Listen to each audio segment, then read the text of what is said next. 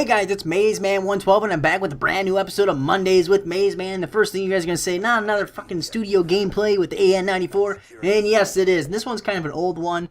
This is actually the only gameplay I have left. I lost a ton of my gameplay. I had moved it all over. I had organized it all in these nice little folders and everything like that. And by the map and everything. And it's all gone. I lost it all. I had actually just started that survival island on Minecraft. All that's gone.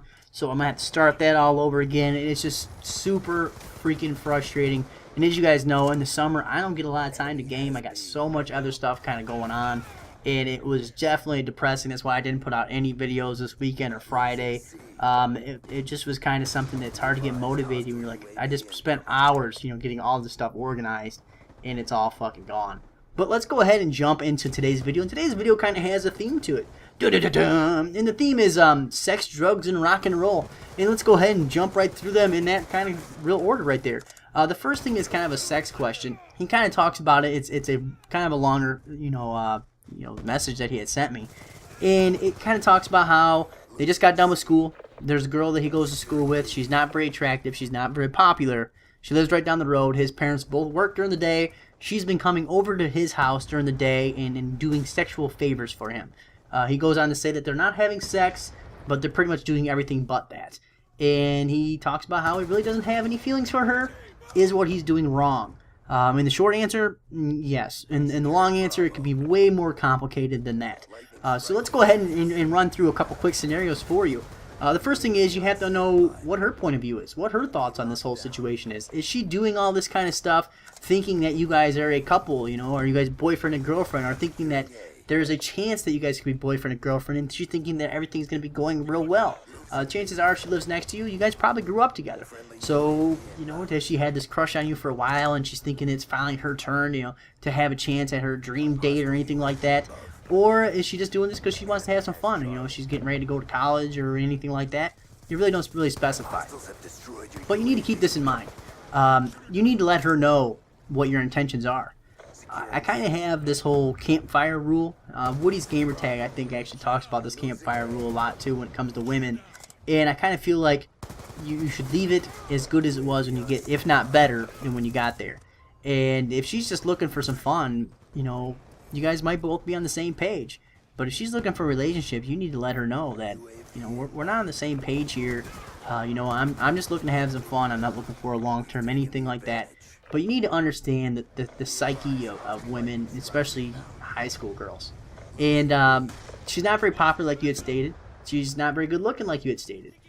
Some of them start doing sexual favors to go ahead and try to increase where they land in the hierarchy of the whole social scale of high school.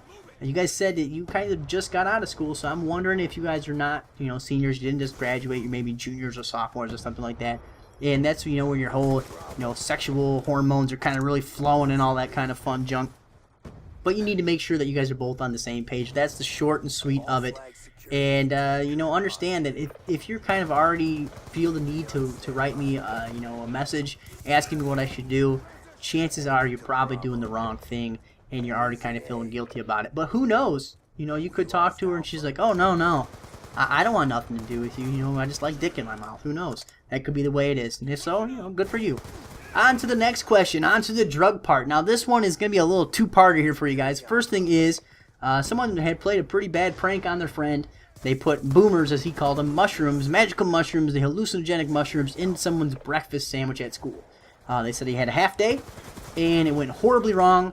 He started freaking out in school to the point where they had to call on his mom to come get him.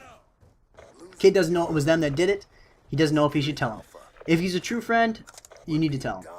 You need to say, hey, look, I thought this would be funny. I didn't think it would turn out this way, but we fucked up. That's all there is to it. And you need to know that playing pranks, I'm all about pranks and everything like that. But one, you should never drug somebody, without them knowing what's going on. And especially with an hallucinogenic. Hallucinogenics are super powerful, mind-altering drugs. They're used in a lot of religions or in a lot of religious ceremonies like the ayahuasca and the DMT and all that kind of stuff. You need to be in the right frame of mind or it can completely freak you out and, really make you do some things that you might regret. And to be doing this and not let this person know this is what's going on is just not a very good friend. But also, I got a little bit of question on the validity of this, just because, as you guys know, I don't want to say I was a wild child, but I had a good time in high school and in college as well. Mushrooms taste like dirt. I'm not too sure how you were able to go ahead and throw this in this guy's breakfast sandwich without him knowing, you know, he's sitting there mowing on dirt. But with that being said, you need to be completely honest with him and let him know, hey, this was our fault. And depending on what kind of relationship you have with his parents, I know a lot of times when, you know, you kind of have that group of high school kids or high school boys that are all real, you know, good friends, they, you know each other's parents really well as well. And you need to say, hey, Mrs. So-and-so, we fucked up, man. We fucked up bad. And, you know, she might, you know, think more of you for this, or she might say, you know, get the fuck out of my house. But this is one of those things that it's definitely one of these, I don't want to say life-changing, but it's these learning events that you're going to have in your life, and this could be one of those ones that really changes you for a better man in the long run. But you need to man up and let him know what the hell's going on. On to part B, is it sounds like this guy has to be pretty young by the letter that he wrote me, but him and his friends tried marijuana for the first time. He says he has no effects at him at all. All of his other friends were like, you know, laughing and giggling, almost to the point of, you know, he didn't think it was right. They just weren't acting like themselves. And, you know, it could be. It could be that was the first time they've done it, and it really kind of took, I don't want to say took a hold of them, but they were really feeling the effects to, you know, its maximum extent. It also could be what happens the majority of the time when they don't know what to expect either. They're just like you. They don't know what to do. So, you know, one person starts giggling, the other one thinks, oh, I should start giggling. You know, one person starts doing this, the other one doing that. Next thing you know, you have this whole entire, you know, fake, you know, kind of ritual kind of thing going on. And, you know, that could be what it is. With that being said, I just want to say, because you sound pretty young in the way you wrote your letter, that marijuana is not one of those super heavy drugs, but it's still a drug nonetheless. And any drug or anything that's taken to, you know, without any kind of, you know, moderation, is going to be harmful for you. This is anything from water. You can die from drinking too much water to working out. You can start deteriorating your muscles from working out too much.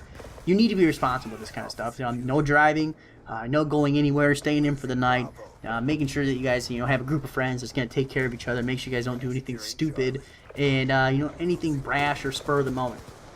With that being said, you might be a little too young to be doing this. I know that's very hypocritical for me because, you know, when I was 15, 16 years old, that's kind of what I was doing. You know, I don't want to say I was a problem child or anything like that. I was getting all my schoolwork done, but I was bored and I was curious, and that's the kind of stuff that happens. But you need to be smart with it, and you need to, you know, make sure that you're doing it responsibly. I know that sounds very odd to say do a drug responsibly, but it definitely can be. You need to be smart with it, and if you're going to be using that kind of stuff, you need to act like an adult while you're doing it. On to the next part, which is the rock and roll part. I had talked a while ago about me playing the guitar. I think even though in my setup video, I think I might have kind of scanned through and showed you some of my amps and stuff like that. And so I got some couple questions on what kind of guitars I have, and also what kind of music do I like to play. To kind of go ahead and touch on it real quick, I didn't start playing guitar until I was out of high school. I had graduated high school already. When it came to high school, I was in sports year-round, so I really didn't have time for anything else than that. My dad, you know, played the acoustic guitar. Was always told that he was pretty good at the acoustic guitar, but I don't want to say he's estranged or anything like that, but I really don't talk to my dad too much, even really to this day. I really don't, just because, you know, my parents were divorced when I was 4 years old. My mom got remarried when I was right around 9 or so. So really, I kind of, you know, equate my stepdad to my real dad, and my real dad almost to an older brother type thing, you know. So I really didn't do that. But anyways, with that kind of being said, I have, it's a Les Paul replica. It's actually a Cortez is the name of it. It's kind of a really nice blue. I kind of like it. It's pretty rare. It's from about the 80s. My wife actually bought it in a garage sale. I really like it. I like the Les Paul look. I like the Les Paul feel of it. And I love the weight that it has for it. But if you guys really don't play any kind of guitar, you know, we really don't care about that. The amp I have is actually a tube amp. Really kind of an old, nice, vintage type sound to it. But what kind of music I do play, which is something you guys might kind of care about, I don't like a lot of modern music. I really don't. I really didn't even start listening to music till I was about 15, 16 years old, and that's when I started really falling in love with classic rock. And I'm not too sure why I fell in love with classic rock. I'm not too sure if it's just because it kind of took me back to when I was younger, you know, kind of hearing the Bad Company and stuff like that. But when I really started to fall in love with music is when I started hearing the blues from, you know, the 50s and the 40s, and even you can go further back than that into, you know, the early 20s with, you know, Robert Johnson and stuff like that. Blues is where my heart is at. And I know it kind of sounds odd for a white boy to be saying that, but I gotta have the soul. I love the blues, and that's why I don't like a lot of the modern music. To me, I don't want to say the tempo's too fast, but B.B. King had always said that with speed you lose emotion, and that's one of those things that kind of stuck with me. Let me know what you guys think. Make sure you guys leave it in the comment section below. If you guys want a question that you guys want featured in next week's episode, make sure you guys leave it in the comment section below as well. Make sure you guys hit that like button, hit subscribe, and I'll see you guys later. Spotlight, bitches. Make sure you guys go ahead and check it out. It's Survival Island Part 1. Don't miss that.